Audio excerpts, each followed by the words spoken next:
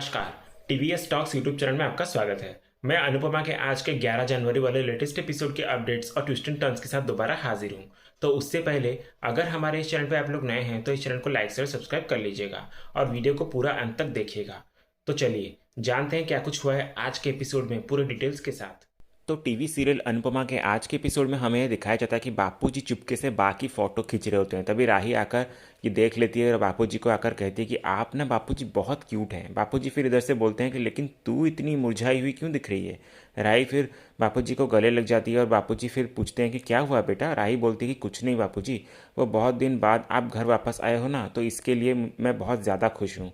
और पता नहीं मेरी ज़िंदगी में वो फादर फिगर की कमी बहुत महसूस हो रही थी मुझे, लेकिन अभी आप आ गए हो ना तो आई एम वेरी हैप्पी।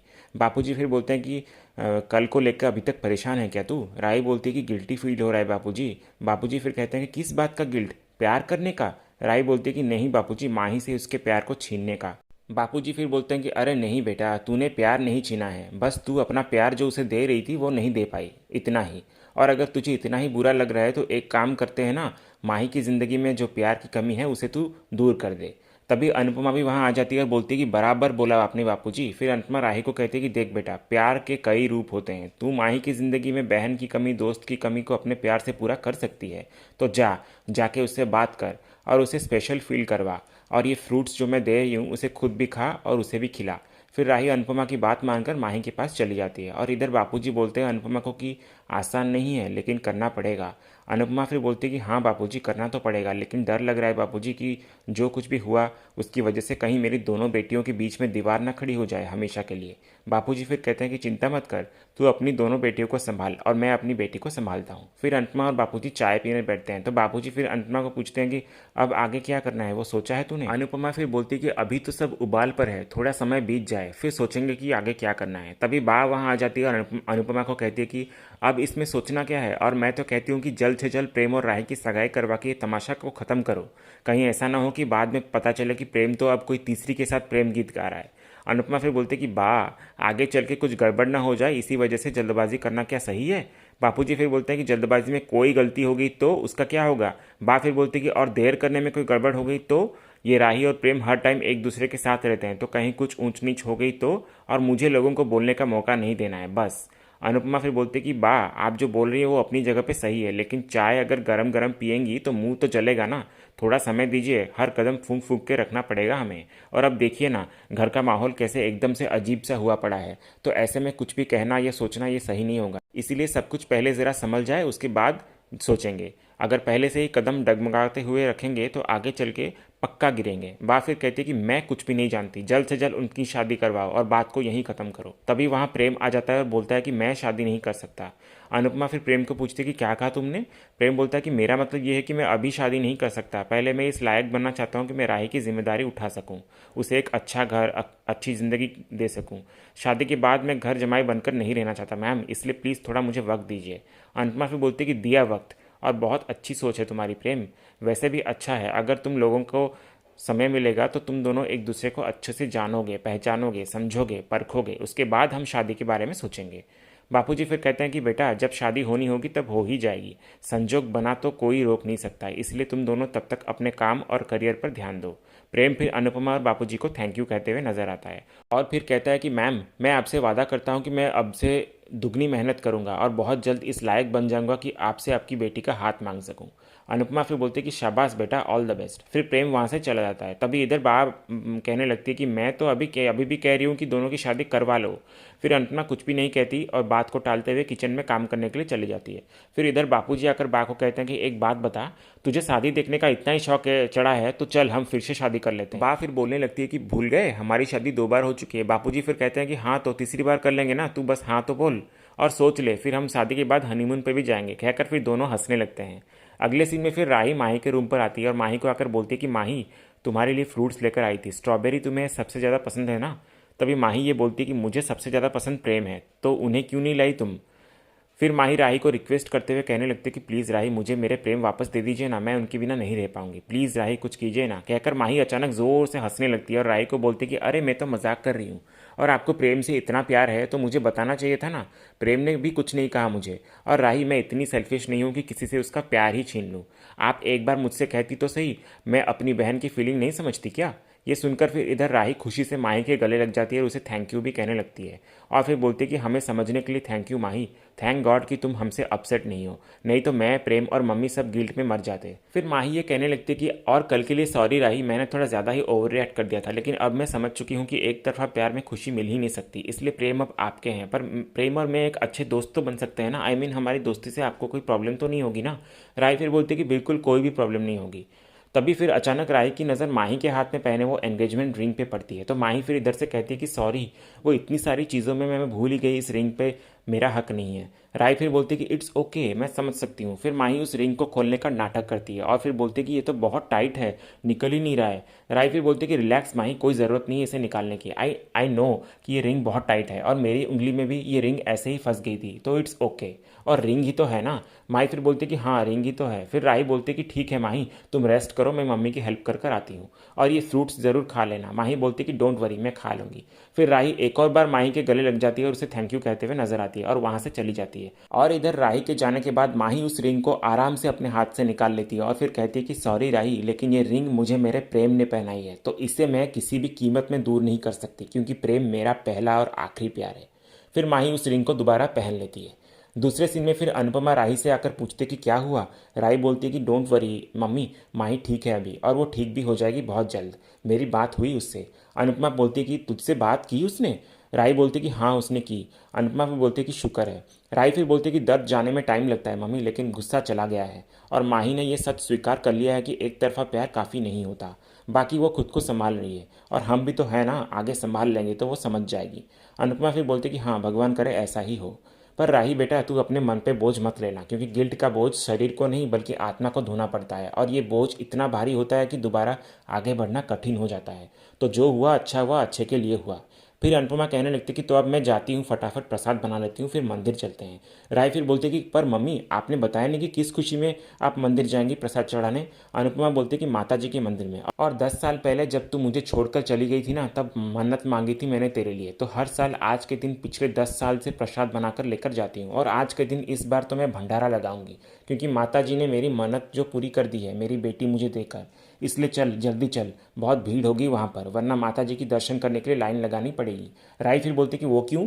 फिर अंतमा कहते हैं कि क्योंकि आज के दिन मंदिर में बहुत बड़ी पूजा होती है, मतलब एकदम भव्य आरती होती है और दूर दूर से लोग आते हैं। कहा जाता है कि आज के दिन माता जी से कुछ भी मांगो तो मिलता है, खासकर माँओं के लिए ये मंदिर को बहुत माना जाता है, हर माँ की इच्छा पूरी होती है यहाँ पर। फिर राही ये कहते कि मम्मी अगर प्रेम की फैमिली होती ना, तो मैं भी माता जी से यही मांगती कि उसको उसकी फैमिली से मिलवा दे। अनुपमा फिर बोलती कि माँ से मांगो ना मांगो, माँ सब जानती है, और अगर तूने जो मांगा वो सही है तो माँ तुम्हारा मांगा हुआ ज़रूर पूरा करती है। और ये माता जी की बहुत मान्यता है कि हर माँ अपने बच्चों के लिए कुछ ना कुछ मांगने आती है और प्रार्थना करने भी आती है। पता नहीं आज कहाँ कहाँ से कितनी सारी माएँ आएंगी।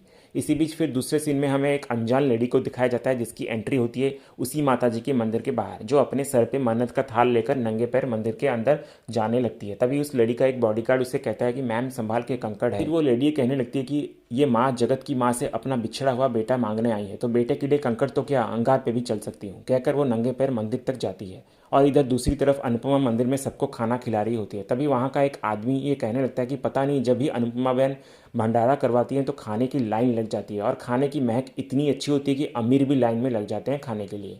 राय फिर बोलती कि इसीलिए तो सब लोग मम्मी को अन्नपूर्णा कहते हैं। अनुपमा फिर बोलती कि बस बस बहुत हो गई मेरी तारीफ, और वैसे भी माता जी के दरबार में क्या अमीर क्या गरीब सब बराबर हैं, इसलिए सबके सब लाइन में लगकर खाते हैं एक साथ। फिर सारे लोग बड़े खुशी से अनुपमा के खाने को खाने लगते हैं। तभी दूसरी ओर उस लड़ी के मन्नत की थाल से एक चूरनी उड़कर आकर इधर अनुपमा के सिर पर गिर जाती है, तो राही आकर अनुपमा को बोलती कि कैसे कैसे लोग होते हैं ना मम्मी, मंदिर में आकर भी शो ऑफ करना नहीं छोड़ते। अनुपमा फिर राही को कहती कि ए लड़की, बिना किसी को जाने उन्हें जज नहीं किया करते, तू जाके वहाँ भंडारा देख, मैं जाकर ये चुन्नी वापस करके आती हूँ। एक माँ शायद अपने बच्चे के लिए चढ़ा रही है ये चुन्नी। राही बोलती कि आपको कैसे पता। अनुपमा बोलती कि अरे मैं माँ हूँ तो माँ के दिल की बात समझती हूँ, कहकर अनुपमा उस लेडी के पीछे पीछे भागने लगती है और इधर फिर वो लेडी मंदिर के अंदर आकर पेट के बल लेटकर पूरे श्रद्धा से पूजा कर रही होती है। तभी पीछे खड़े कुछ लोग कहने लगते हैं कि इन अमीरों को मंदिर में नहीं बल्कि वीआईपी ट्रीटमेंट चाहिए, इनकी वजह से आम जनता को परेशानी उठानी पड़ती है और भगवान ने इतना दिया है इनको, फिर भी भगवान से मांगने आई है। तभी वहीं खड़ी उस भीड़ में अनुपमा बोलती है कि तो और कहाँ जाए बहन, ये भी तो इंसान ही है ना, और जब इंसान का मन दुखता है तो वो माता जी के द्वार पे ही तो आता है। हमें इनका सोना गहना ये सब दिखाई दे रहा है, लेकिन इनके मन का दुख हम कैसे देख पाएंगे। आज के दिन अगर माता जी के दरबार पर आई हैं ये, तो अपने बच्चे के लिए ही मन्नत मांगने आई होंगी। तभी राही भी वहाँ पर आ जाती है, उस लेडी को पूजा करते हुए देखती है तो अनुपमा से कहती है कि अरे बाप रे, इतनी कड़ी तपस्या। अनुपमा फिर बोलती है कि हाँ, लगता है ये अपने बच्चे के लिए बहुत दुखी हैं। मैं इन्हें जानती तो नहीं हूँ, पर मेरा इनसे रिश्ता है, और वो है दर्द का रिश्ता और माँ की तड़प का रिश्ता। फिर इधर वो लेडी अंदर पंडित जी को अपने मन्नत का थाल देते हुए कहने लगती कि पंडित जी, ये थाल मेरे बिछड़े हुए बेटे के लिए। फिर इधर अनुपमा रुकिए कहकर पुकारती है और सारी भीड़ की लाइन को तोड़कर उस लेडी के पास आ जाती है और कहती है कि मैडम, ये चुनरी के बिना आपका चढ़ावा अधूरा है, ये चुनरी आपकी है मैडम। फिर वो लेडी अपने बॉडीगार्ड्स को इशारा करते हुए कहती है कि वो अनुपमा को अंदर आने दे। तो अनुपमा आकर उनसे कहने लगती है कि आपकी चुनरी उड़कर मेरे पास आ गई थी और ये आप अपने बेटे के लिए चढ़ा रही है ना। फिर वो लेडी कहती है कि आपको कैसे पता। अनुपमा फिर बोलती है कि मैं भी अपनी बेटी के लिए सालों तड़पी हूँ, तो इस चुनरी पे माँ बेटे की एम्ब्रॉयडरी देख कर मैं समझ गई। वैसे भी आज के दिन सारी माएँ अपने बच्चों के लिए मन्नत मांगने आती ही हैं, तो लीजिए। फिर वो लेडी कहती है कि आप भी माँ है ना, तो इस चुनरी को आप ही रख लीजिए मेरी इस थाल पे। अनुपमा फिर बोलती है कि ठीक है कहकर वो खुद अपने हाथों से चुनरी को उस लेडी के थाल पे सजाने लगती है और फिर बोलती है कि माता जी आपकी प्रार्थना स्वीकार करें। फिर इधर पंडित जी आकर कहते हैं कि दोनों माँओं ने एक साथ मिलकर मन्नत मांगी है, तो माता रानी आपकी मन्नत ज़रूर पूरी करेंगे और देखना आपका बेटा बहुत जल्द आपके पास आ जाएगा। कहकर फिर पंडित जी चुनरी को माता जी की चरणों पर चढ़ा देते हैं और फिर आकर उस लेडी को कहते हैं कि आप ये मौली, अक्षत और कुमकुम वहाँ पेड़ पे जाके चढ़ा दीजिए। और फिर पंडित जी अनुपमा को भी कहते हैं कि आपने इनके साथ ही मन्नत मांगी है, तो आप भी इनके साथ जाइए और ये कुमकुम पेड़ पे चढ़ा दीजिए। फिर पंडित जी के कहे अनुसार अनुपमा और वो लेडी मिलकर पेड़ में आकर कुमकुम और अक्षत सब चढ़ाने लगते हैं। तभी अनुपमा उस लेडी को पूछती है कि वैसे एक बात पूछूं, आपका बेटा कहाँ पर है। फिर वो लेडी कहती है कि दूर हो गया। अनुपमा फिर बोलते कि दूर हो गया मतलब। फिर वो लेडी कहती है कि सालों पहले रूठ कर घर छोड़कर चला गया था वो, तब से मैं प्रार्थना कर रही हूँ कि बस कहीं तो मेरी गुहार सुनी जाए और मेरा बेटा घर वापस आ जाए।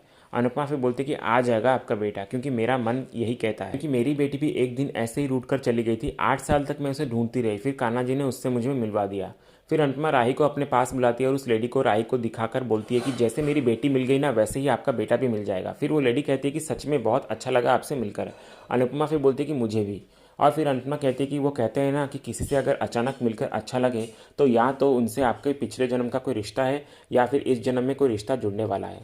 तभी वो लेडी अचानक राही को देखकर अनुपमा को बोलती कि वैसे आपकी बेटी बहुत प्यारी है। अनुपमा फिर बोलती कि वो तो है, और वैसे आज तो ये और भी ज़्यादा प्यारी लग रही है, क्योंकि इसे इसका प्रेम जो मिल गया है। खोया हुआ प्यार मिल जाए तो चेहरे पे एक अलग सी खुशी होती है। वो लेडी फिर बोलती कि सही बोला आपने, प्यार मिलना एक बहुत ही बड़ी बात होती है। फिर उस लेडी की पूजा संपन्न हो जाती है, तो वो लेडी फिर अपनी चुन्नी राही को देती है और कहती है कि बेटा ये चुनरी तुम रख लो, ताकि तुम पे और तुम्हारे प्रेम पे माता जी का आशीर्वाद हमेशा ऐसे ही बना रहे। अनुपमा फिर कहती है कि इस आशीर्वाद के लिए शुक्रिया। फिर अनुपमा बोलती है कि वैसे आज हमने भंडारा लगवाया था, तो आप थोड़ा सा प्रसाद खाएंगी। फिर वो लेडी कहती है कि हाँ दीजिए ना। फिर राही भंडारा का प्रसाद उस लेडी को देते हुए कहती है कि मेरी मम्मी के हाथ का बना प्रसाद खाएंगी ना, तो हमेशा याद रखेंगी, और मेरी मम्मी ना इस दुनिया की बेस्ट शेफ़ है और इनका कैटरिंग का बिजनेस भी है, और आज जो भंडारा हुआ है वो हमारी कंपनी की तरफ से ही हुआ है। फिर वो लेडी प्रसाद ग्रहण करती है और अनुपमा को बोलती कि वाह, आपने तो जैसे प्रसाद में अमृत घोल लिया हो, सचमुच साक्षात अन्नपूर्णा हैं आप। इतना सादा है पर कितना टेस्टी है, तो थोड़ा और मिल सकता है क्या। फिर अनुपमा बोलती कि हाँ हाँ क्यों नहीं, और ये बस थोड़ा सा ही बचा है, तो आप ये खा लीजिए और ये सोच के खाइए कि बस आपका बेटा अब मिलने ही वाला है फटाफट। फिर वो लेडी बड़ी ही खुशी से उस प्रसाद को पूरा खा लेती है, और तभी इसी सीन के साथ ही आज का ये एपिसोड यहीं ख़त्म होता है। तो इसी तरह के अनुपमा के लेटेस्ट एपिसोड के अपडेट्स जानने के लिए हमारे इस चैनल से जुड़े रहिए, चैनल को सब्सक्राइब कर लीजिएगा, और अगर आज का ये वीडियो पसंद है तो वीडियो भी लाइक कर लीजिएगा। मिलते हैं हम एक नए एपिसोड के अपडेट्स के साथ। धन्यवाद।